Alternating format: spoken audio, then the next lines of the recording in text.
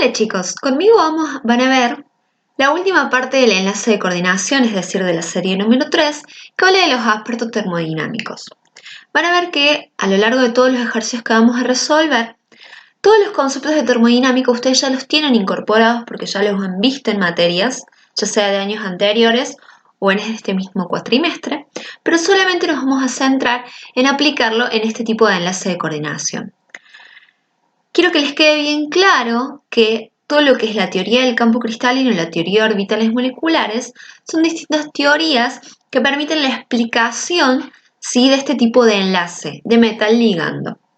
Recuerden que la teoría del campo cristalino es una de las primeras teorías, es bastante rudimentaria porque considera el ligando como una carga puntual. Y se basa más que nada en que ese ligando, al tener una densidad de carga negativa, se aproxima al metal, que tiene una densidad de carga positiva, y desdobla los orbitales d que presenta este catión metálico, dando origen a nuevos orbitales moleculares, y eso justifica este enlace de coordinación. Y en ningún momento, ¿sí?, se considera el ligando como una identidad con un diagrama de energía o con electrones, solamente se considera como una carga puntual. Y eso está mal. Entonces surgió la teoría de orbitales moleculares que permitió explicar por qué ciertos complejos son más estables o ciertos ligandos son más fuertes, ¿sí?, debido a estos nuevos diagramas de energía, dando origen a ligandos pi donor, pi aceptor, sigma donor, definiendo así al ligando con una característica propia. Y también es importante que sepan que la serie espectroquímica que le hemos visto en conjunto con la teoría del campo cristalino es una evidencia experimental, ¿sí? No es algo que lo determinó la teoría del campo cristalino, ¿sí? Es algo que surgió experimentalmente y que complementa un poco la teoría del campo cristalino, pero no es la teoría del campo cristalino. ¿Estamos de acuerdo? Entonces, hasta ahora nos tiene que quedar bien claro qué características son definidas por la teoría del campo cristalino y cuáles características son definidas por la teoría de orbitales moleculares, ya que en esta guía hay una de las preguntas que nos especifica que determinemos qué características están definidas por cada una de estas teorías. Entonces, vamos a empezar un poco primeramente lo que voy a hacer es darles como un panorama de lo teórico en conjunto con la resolución incompleta del ejercicio número 1 y luego voy a hacer la resolución del ejercicio número 3, 4 y 5. Por ende, terminar el ejercicio número 1 y terminar el ejercicio número 2 lo tienen que realizar ustedes y van a ver que todo lo que voy a hacer en este video van a ser las herramientas para que ustedes lo puedan realizar.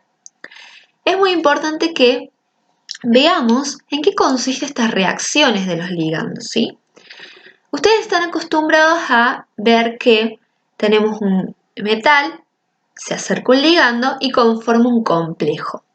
Pero como acá tenemos en esta reacción, tenemos al metal níquel, al catión níquel más 2, que ya está coordinado por 6 aguas. Y viene un ligando L, que le vamos a llamar L, ocurre una reacción de equilibrio, ¿sí? Recuerden que la doble flecha plantea una reacción de equilibrio, ¿sí?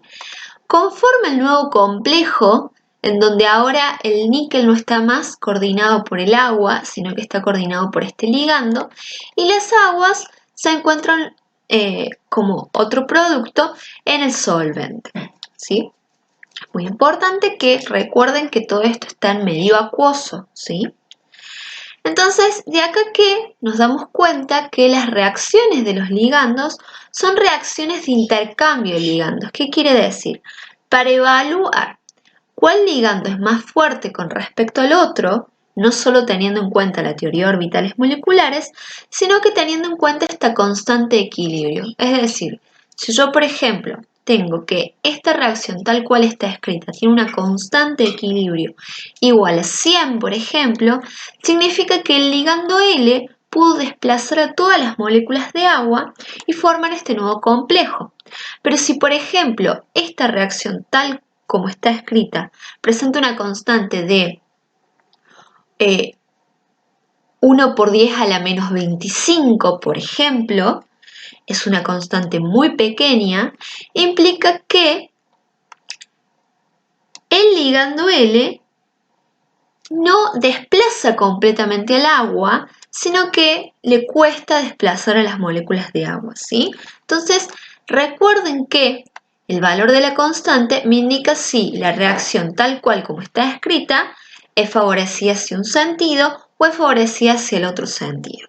Eso es definición de reacciones de equilibrio que ustedes ya han visto.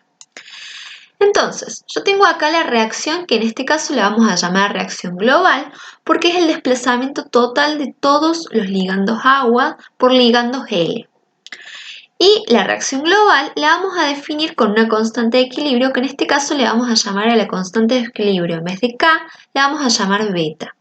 Y recuerden que las constantes de equilibrio están definidas por la concentración de los productos sobre la concentración de los reactivos elevado a n, que n van a ser los coeficientes estequiométricos de cada uno de los reactivos y productos. Y ahora ustedes, si recuerdan, ¿por qué acá en productos no coloqué el agua? ¿Sí? Recuerden que el agua y los sólidos presentan una actividad igual a 1.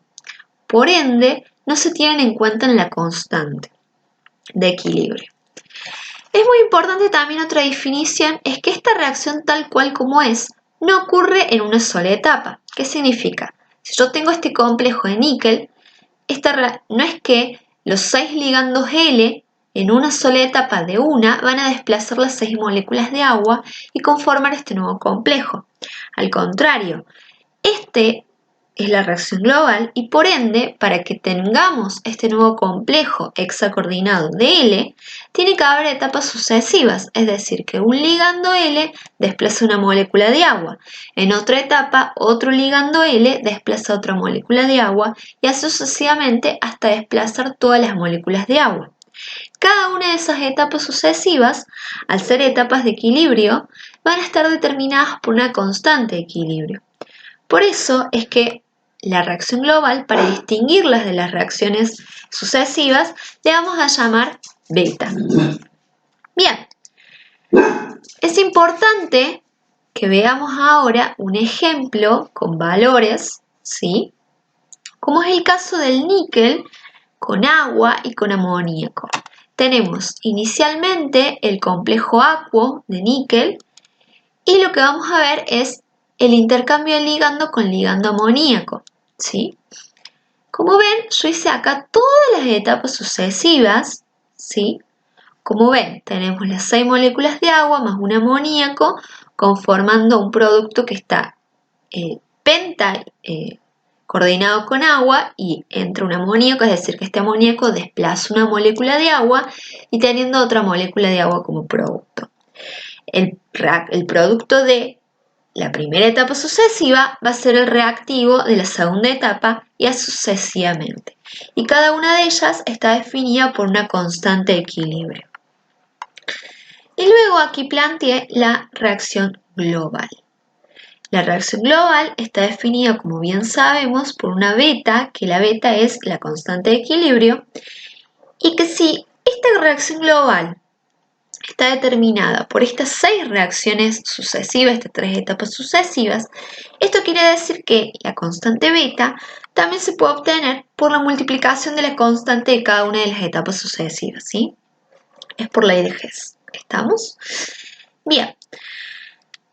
Importante. En este caso el amoníaco es monodentado. ¿Qué significa? Como el agua es monodentado y el amoníaco es monodentado, cuando un amoníaco quiere interaccionar con el metal, al ser monodentado, va a desplazar solo una molécula de agua, ¿sí? Si, por ejemplo, el amoníaco fuera bidentado, ¿qué quiere decir? Que una molécula de amoníaco, al interaccionar con el metal, lo va a interaccionar a través de 2 zonas, por ende que al entrar un amoníaco, en vez de salir solo un agua, van a salir 2 moléculas de agua. Esto para que lo tengan ustedes como concepto, más adelante lo vamos a ver bien en detalle, en los ejercicios que faltan. Importante que sepan que acá tenemos las constantes, son todas mayores que 0, por lo cual es favorable que la reacción de desplazamiento de ligando, es decir, que el amoníaco desplaza las moléculas de agua, ocurra. Y esto ustedes ya lo saben más o menos por la teoría de orbitales moleculares y por la serie espectroquímica, las dos se complementan. el amoníaco es un mejor ligando que el agua. Bien, ahora es importante, si vemos, todas las constantes van disminuyendo. ¿Por qué irán disminuyendo las constantes a medida que van avanzando las etapas sucesivas? Bueno, eso lo vamos a ver en esta partecita, después vuelvo arriba. En la primera etapa sucesiva nosotros tenemos este complejo y viene una molécula de amoníaco y quiere desplazar a una molécula de agua. Ahora, este amoníaco tiene 6 sitios ocupados por agua que son indistintos. ¿Qué quiere decir? Los 6 están ocupados por la misma molécula de agua, ¿sí? Por agua, por moléculas de agua. Entonces, para él es indistinto ocupar un sitio de este complejo porque está con todas las moléculas de agua. Por el contrario, en la segunda parte, en la segunda etapa sucesiva, ya está ocupado por el amoníaco, entonces ya no tiene más sitios posibles para ocupar, sino que en vez de ser 6, tiene 5 sitios, o sea, un sitio menos que el anterior. Si seguimos avanzando con las etapas sucesivas, ya no va a tener 5 posibles sitios, va a tener 4, después va a tener 2, después va a tener 1. Entonces, a medida que van ocurriendo estas etapas sucesivas de intercambio de ligandos, la probabilidad de ocupar sitios es cada vez menor. Por eso es que las constantes van disminuyendo, ¿sí? Entonces, la razón por la cual en las etapas sucesivas las constantes disminuyen es por esta cuestión de la probabilidad de sitios que tiene este nuevo ligando a ocupar y desplazar el ligando que ya presentaba este complejo. Bien, en esto espero que les haya quedado claro, si no me consultan. Importante, recalco de vuelta esto. Esta es la definición de beta, que es la reacción global. Recuerden, es la concentración de productos elevado al coeficiente estequiométrico sobre la concentración de reactivos elevado a la coeficiente estequiométrico. Recuerden que si ustedes les pide plantear la constante de equilibrio, no solo es poner K después de la reacción sucesiva, de la etapa sucesiva, sino que es escribir así: K es igual a la concentración de los productos sobre la de los reactivos. Y recuerden que los sólidos y agua no van en las constantes porque presentan una actividad igual a 1. Bien, entonces, importante, con esto ya definimos por qué en las etapas sucesivas las constantes disminuyen. ¿Qué pasa? ¿Sí? ¿Por qué las constantes, por ejemplo, del amoníaco, de la etilendiamina y la dietilendiamina son bastante diferentes? Esto está en el ejercicio número 1. Van a ver que a medida que voy avanzando de la amoníaco, etilendiamina y dietilendiamina, las constantes aumentan un montón, ¿sí? Ahora, ¿por qué son tan distintas? Veamos primeramente la definición de estas reacciones globales en cada uno de los ligandos.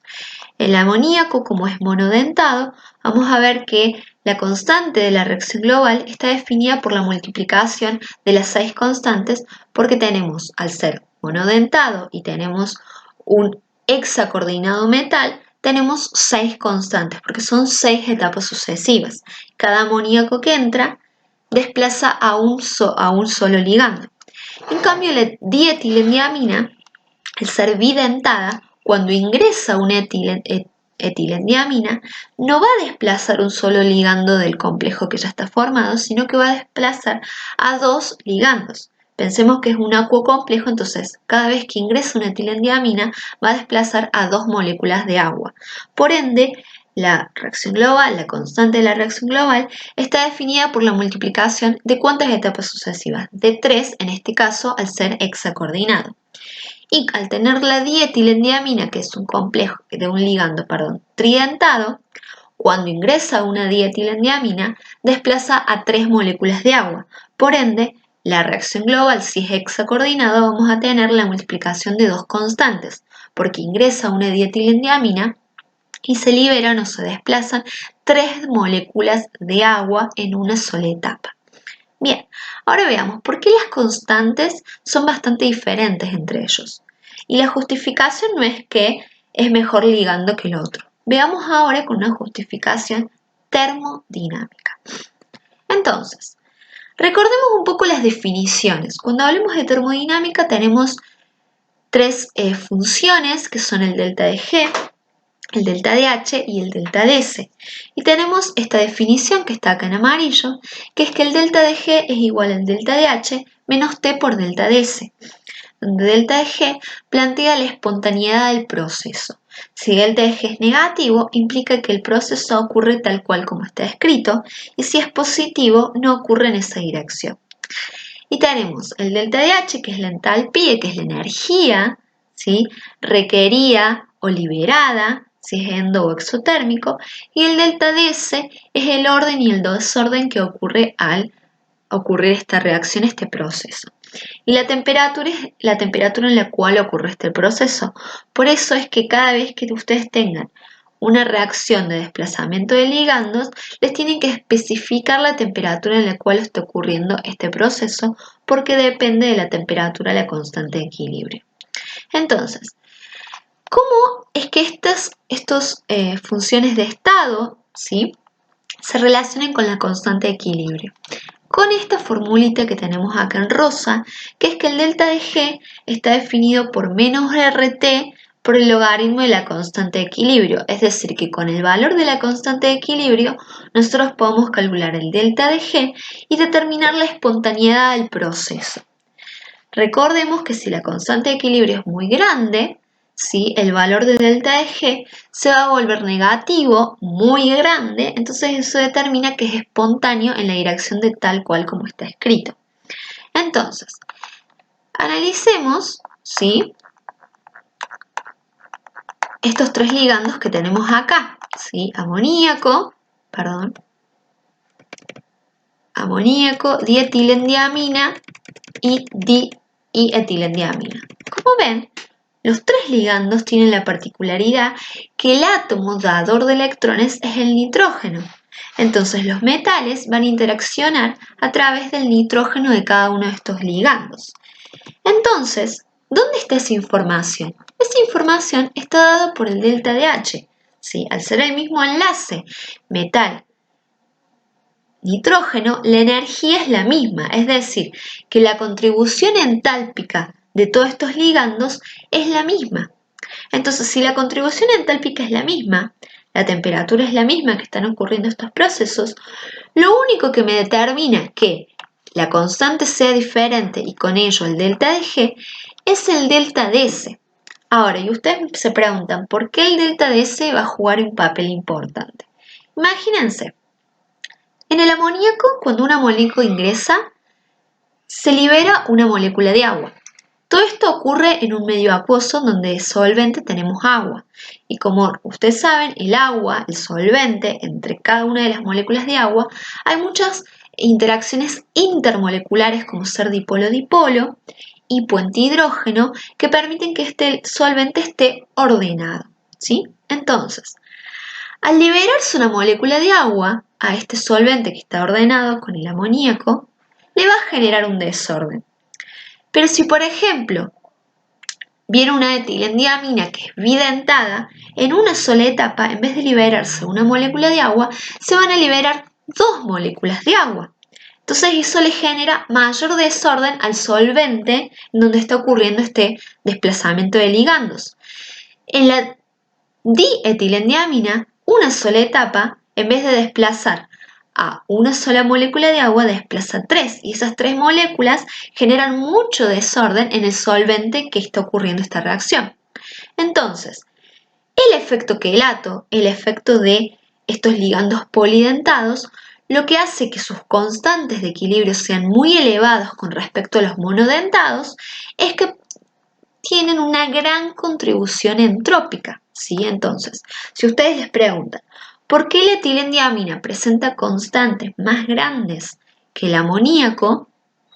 No van a justificar de que la etilendiamina es un ligando más fuerte, sino que es porque presenta una gran contribución entrópica que hace que la constante sea mucho mayor que el amoníaco. Y recuerden que En este caso, como estos tres ligandos presentan el mismo enlace, la contribución entálpica es la misma y lo que me permitió determinar la diferencia es la contribución entrópica. ¿Sí? Vean bien que siempre les van a hacer comparar a aquellos ligandos monodentados con polidentados que presenten el mismo enlace, ¿sí? Para que ustedes puedan ver y darse cuenta de que la contribución más importante es la entrópica. Bien, con eso ya tenemos todas las definiciones más importantes que tenemos que saber de los parámetros termodinámicos. Ahora lo que vamos a hacer es empezar a resolver los tres ejercicios más importantes para que ustedes tengan las herramientas y realicen el resto de los ejercicios que quedan. El ejercicio 3 lo que plantea es, tenemos tres iones con los tres constantes, ¿sí? En este caso lo que tenemos es el ligando etilendiamina, por eso es que tenemos solamente tres constantes. Tenemos el cobalto, el níquel y el cobre. Y como vemos, si nos centramos en el logaritmo de la constante 1, vemos que del cobalto al cobre la constante aumenta un montón. Y tenemos el mismo ligando. ¿Por qué será esto? En la constante 2 pasa lo mismo y en la constante 3, ¿sí? El cobre le pasa algo en la constante 3. ¿Sí? Recuerden que acá de vuelta se mantiene el concepto que ya hemos visto, que a lo largo de las constantes va disminuyendo las constantes, ya que la probabilidad de sitios por ocupar va disminuyendo. Para explicar por qué del cobalto al cobre las constantes disminuyen, vamos a acudir a la serie de Irving y Williams. La serie de Irving y Williams que están en los libros, lo que plantea son las estabilidades relativas de los complejos formados por metales de transición. Y básicamente define esta estabilidad, que implica que a medida que yo voy avanzando en el periodo, ¿sí? Que estamos en los metales de transición de la primera serie, la estabilidad aumenta, ¿sí? Conforme avanza en el periodo, conforme el radio disminuye. Recuerden que en el periodo, a lo largo del periodo, el radio disminuye, ¿sí? Porque aumenta la carga nuclear efectiva. Y acá, en cambio, del cobre al zinc no aumenta, sino que cambia esta relación de pico-paco. Después vamos a ver por qué ocurre eso. Esta serie de Irving-Williams tiene una justificación electrostática muy importante, ¿sí? Veíamos que la primera teoría del campo cristalino explicaba este enlace con parámetros con justificaciones electrostáticas, ¿sí? Entonces, la energía electrostática, por la ley de Coulomb, vemos que es directamente proporcional a 1 sobre el radio. ¿Qué significa? Que si el radio es muy pequeño, la energía electrostática es muy grande, por ende la constante es muy grande. En cambio, si el radio es bastante grande, es decir, la distancia metal-ligando es bastante grande, la energía electrostática es muy pequeña y la constante del equilibrio es muy pequeña. Por ende, es que lo que teníamos anteriormente en el cuadro, ¿sí?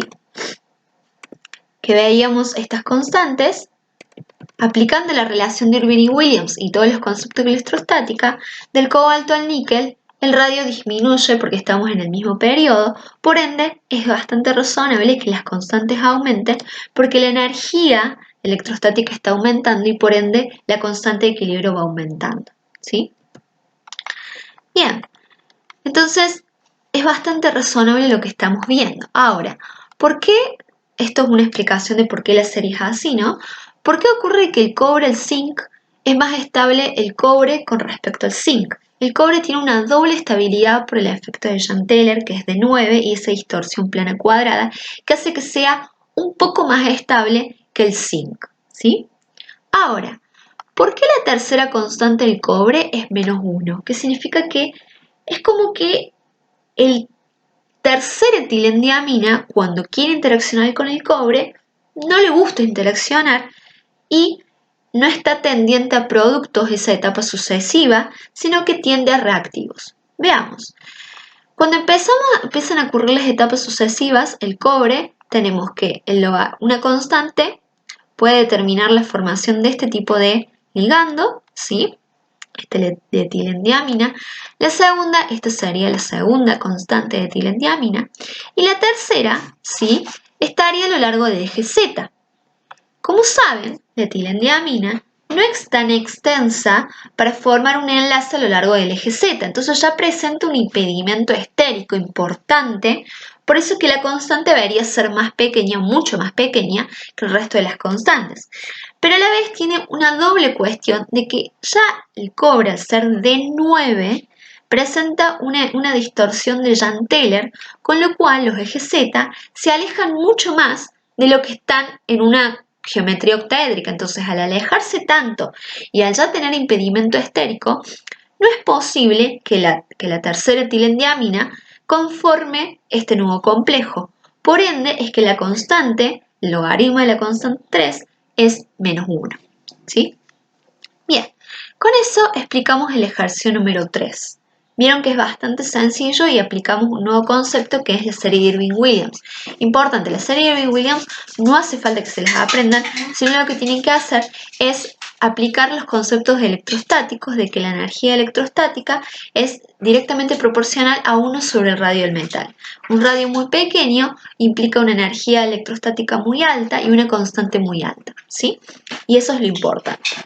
Bien, veamos el ejercicio número 4. El ejercicio número 4 les planteo una reacción global, que es la que está acá expuesta, que es un metal, ¿sí? Que tiene 6 ligandos aqua y que ocurre una reacción de desplazamiento con ligandos L. Todo esto ocurre a una temperatura de 298 Kelvin. Y acá nos presenta un cuadro donde tenemos distintos M, distintos ligandos, distintos números de coordinación y los logaritmos de las constantes de las etapas sucesivas. Yo lo que hice es analizar primeramente el cuadro con la información que tenemos. Veamos y cada uno de ellos le llamé 1, 2, 3 y 4. Veamos el 1 y el 2. El 1 y el 2 tienen el mismo ligando y el mismo número de coordinación. Lo que cambia es el metal. Como vemos, el metal más 3, ¿sí?, es más pequeño que el metal más 2. Por ende, aplicando lo que ya sabemos de las interacciones electrostáticas, al tener un radio muy pequeño, ¿sí?, la interacción electrostática es más fuerte y la constante de equilibrio es más alta. Por ende, la primera etapa del M2 con X tiene un logaritmo de la constante de 3, mientras que la primera del segundo, que es una M más 3, tiene 5,2. Hay una diferencia. Bien, ahora veamos qué pasa con después del 2, 3 y 4. El metal es el mismo, entonces lo que ahora tenemos que analizar, es el ligando. Como ven, el complejo 3 tiene un ligando aniónico, ¿sí? También cambia el número de coordinación, pero es un ligando aniónico. Entonces, si la constante es bastante más alta, implica que el enlace metal X es más débil que el enlace metal Y menos, que sería este ligando aniónico, ¿sí? Y el 4 ya es un ligando bidentado. ¿Cómo me di cuenta que es bidentado? Porque el número de coordinación es 6 y presenta 3 constantes. Significa que cada una de las constantes, ¿sí?, cuando ocurre una etapa sucesiva, lo que está ocurriendo es que cada ligando interacciona a través de 2 sitios con el metal. Bien, entonces al ser bidentado, como expliqué anteriormente, el factor entrópico y la contribución entrópica hace que las constantes sean mucho más altas. Lo que plantea el ejercicio 4 es que planteen las reacciones para cada compuesto de coordinación. Sí, van a hacer esto con los 4, es bastante extenso, pero la idea de esta parte es que ustedes practiquen cómo plantear las reacciones, ¿sí? Entonces yo lo que voy a hacer es mostrarles que hice con el primer complejo, ¿sí? Les voy a mostrar con el primero, con el cuarto, que por ahí es, como al ser bidentado, a algunos les puede costar, y el 2 y el 3 solamente les voy a plantear un par de reacciones. Bien, entonces, la reacción número 1, la global, es esta, ¿sí? Recordemos que la constante beta está definida por la multiplicación de todas las constantes de las etapas sucesivas. Esta es la definición de la beta con las concentraciones de los productos sobre los reactivos y nos pide que definamos cada una de las etapas sucesivas con sus constantes. Importante, cuando definamos las constantes, tienen que hacer la concentración de los productos sobre la de los reactivos. No poner productos sobre reactivos, sino que poner la identidad del producto sobre la identidad del reactivo. ¿Estamos? Como hice en estos dos casos, ¿sí? Planteé la etapa sucesiva productos sobre reactivos. etapa sucesiva, productos sobre reactivos, ¿sí? Esto mismo lo hice con todas las etapas sucesivas. Como ven, son 6 etapas sucesivas porque X es un ligando monodentado, ¿sí? Como ven, repito, el producto de una etapa sucesiva va a ser el reactivo de la otra etapa sucesiva y así hasta terminar obteniendo como producto el complejo con hexacoordinado con el ligando X. Bien, esto es bastante sencillo, les va a ayudar a practicar bastante. El 2 y el 3 son bastante similares, lo que va a cambiar son las cargas netas, ¿sí? Recuerden que al tener un metal más 3, ¿sí? Van a tener acá el más 3 y acá tenemos un ligando que es I menos, entonces va a cambiar la carga. Recuerden eso al plantear la reacción, porque puede estar absolutamente bien todo, pero las cargas están mal, entonces está mal, ¿sí? Entonces recuerden ver bien cuál es la carga que tiene el ligando, cuál es la carga que tiene el metal para definir bien el complejo. Acá planteé las betas, pero cada una de las etapas sucesivas es como hemos visto en el ejercicio en la parte número 1. Bien, veamos el cuarto, ¿sí? Que es el que para mí es novedoso para ustedes, ¿sí? Recuerden, esta es la global, definimos el beta, y las etapas sucesivas. Esta es la primera etapa sucesiva. Como ven, una etilendia, en este caso sería trietilendiamina, un ligando bidentado, desplaza 2 moléculas de agua y así sucesivamente. Entonces van a tener solamente 3 etapas que me definen esa reacción global. En la otra parte, ¿sí? Del ejercicio número 4, les pide que determinen la energía de Gibbs. Entonces recordemos lo que vimos al principio. El delta de G está definido por menos R por T por el logaritmo de la constante. Pero ustedes tienen el logaritmo natural de la constante.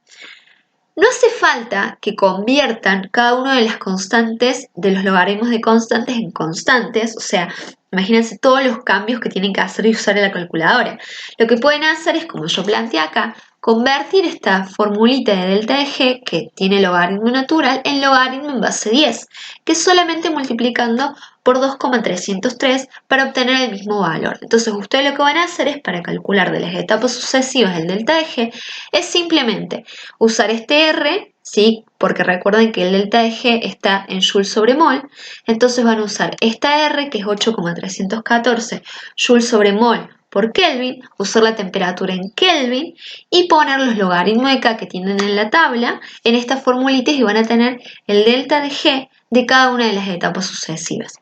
Y para calcular el delta de G de la reacción global, de nuevo, ustedes saben que beta está definido por la multiplicación de las constantes, pero eso no quiere decir de vuelta que conviertan las constantes en logaritmo, sino que aplicando una propiedad de logaritmo saben que el logaritmo de beta se va a definir como la suma de todos los logaritmos. Entonces, para sacar el logaritmo de beta, lo único que tienen que hacer es sumar todos los logaritmos de las etapas sucesivas en la tabla y calcular y ya tienen el logaritmo de beta.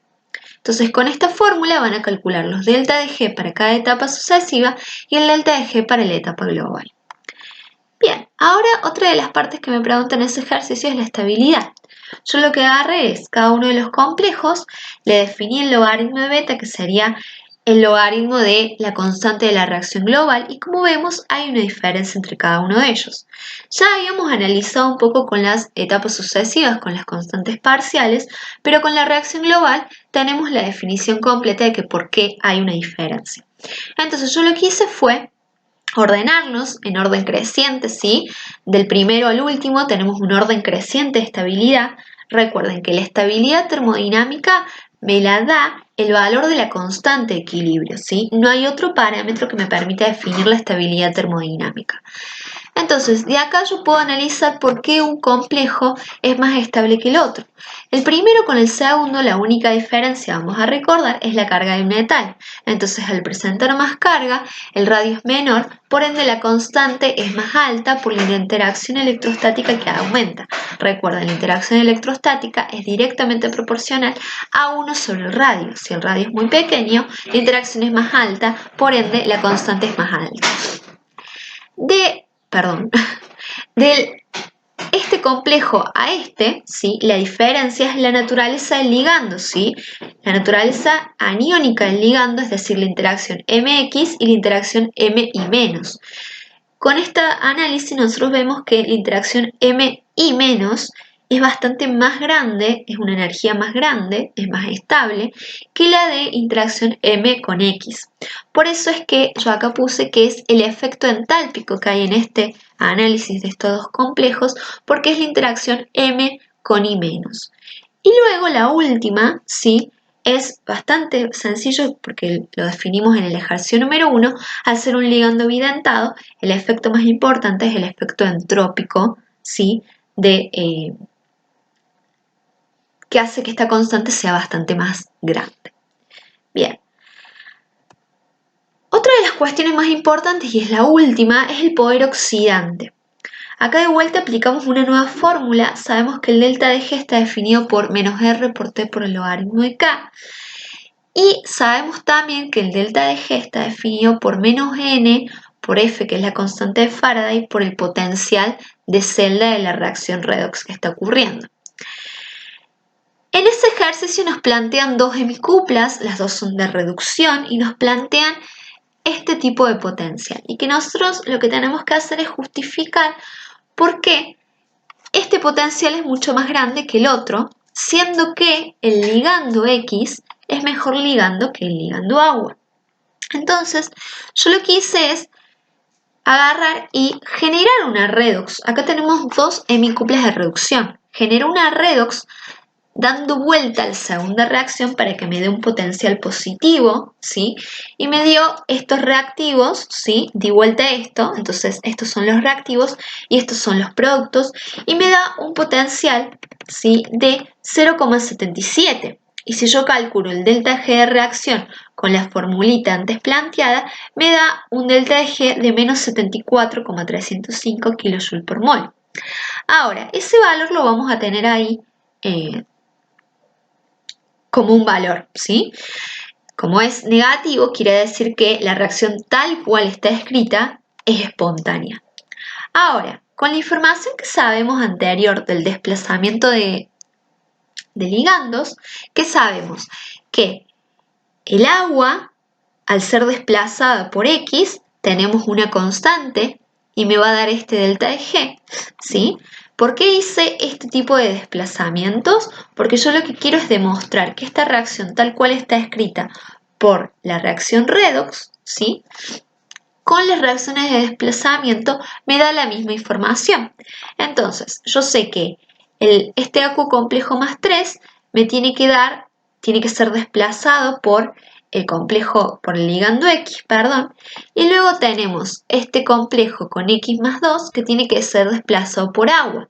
Entonces, si hacemos, vemos que el primer desplazamiento de agua por X me da un delta de G negativo, lo cual es esperable porque es espontáneo, ya que X habíamos visto que es mejor ligando que agua.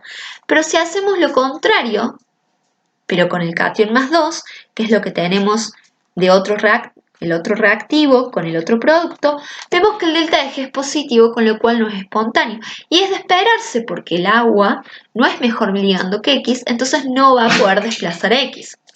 Si yo agarro y esto hago de vuelta una ley de Hess, dando origen a esta reacción que yo planteé antes con las hemicuplas, obtengo el mismo delta de G de reacción que es negativo. Entonces, ¿qué conclusión saco? Que teniendo las reacciones de desplazamiento, yo sé que es esperable que este hemicupla tenga un potencial de reducción más alto, ya que es espontáneo que ocurra esta reacción con estos reactivos y estos productos, ¿sí?